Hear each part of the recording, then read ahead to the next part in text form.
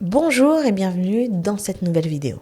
Alors moi je m'appelle Ganoui Park, je suis juriste, je suis spécialisée en création de sociétés aux Émirats Arabes Unis et parmi les clients qu'on accompagne, on accompagne également les personnes qui souhaitent être freelance et les personnes qui sont influenceurs dans leur domaine. Une question qui revient régulièrement, c'est est-ce qu'en tant que freelance et ou influenceur, donc plutôt des personnes qui travaillent pour leur propre compte, dois-je m'inscrire pour obtenir mon numéro d'impôt sur les sociétés?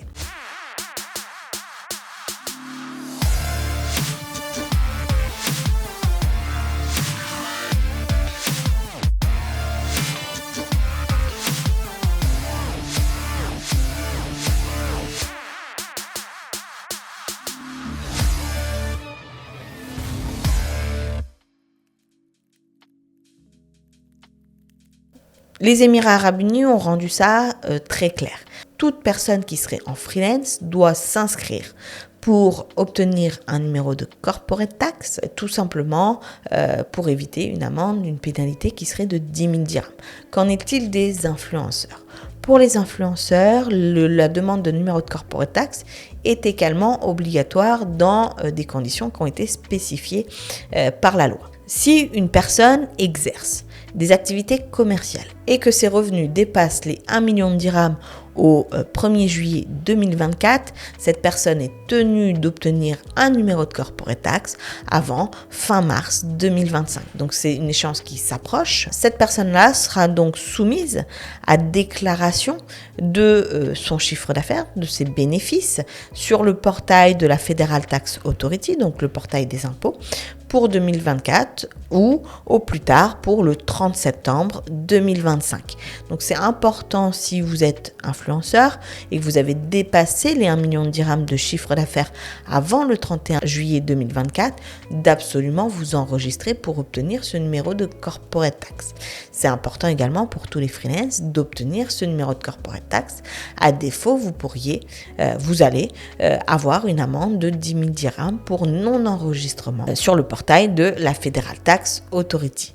Petite attention sur le sujet des impôts, et c'est quelque chose sur lequel j'attire particulièrement votre attention, c'est que les influenceurs, ce sont des personnes qui peuvent aussi être rétribuées en nature de leur activité, c'est-à-dire obtenir des avantages tels que des vols en avion, tels que par exemple des réservations d'hôtels qu'ils vont obtenir gratuitement en échange de leur service, en échange du contenu qui va être produit. En général, ce qu'on peut voir en pratique, c'est que dans le contrat de collaboration, une valeur a été donnée à l'élément qui a été offert.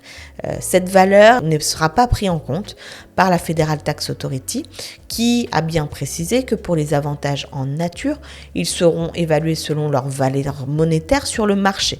C'est-à-dire que si sur le contrat de collaboration, vous dites un billet d'avion est prévu pour Madame X ou Monsieur X, billet d'avion d'une valeur par exemple de 1 000 €, c'est mentionné dans le contrat. Si la valeur de ce même billet sur le marché, donc dans le marché ouvert, donc sur par exemple Internet, à la même date pour la même destination et la même compagnie vaut par exemple 1 500 €, ce sera 1 500 € qui seront retenus pour le calcul, en tout cas dans le bénéfice qui aura été retiré de cette collaboration. Donc faites attention également de la manière dont vous allez tenir votre comptabilité et tenez-vous donc prêt à remplir tous les ans votre déclaration sur le site de la Federal Tax Authority. J'espère que cette vidéo elle vous aura éclairé. Si vous avez des projets de création de société aux Émirats Arabes Unis, vous avez notre lien en description de la vidéo pour prendre un rendez-vous gratuit et non engageant pour parler de vos projets d'installation aux Émirats, que vous soyez futur chef d'entreprise, freelance, influenceur, en tout cas que vous ayez une future activité commerciale sur le territoire ou depuis le territoire des Émirats Arabes Unis, on se tient à votre disposition. Sur ce, je vous souhaite le meilleur et je vous dis à très vite dans une prochaine vidéo.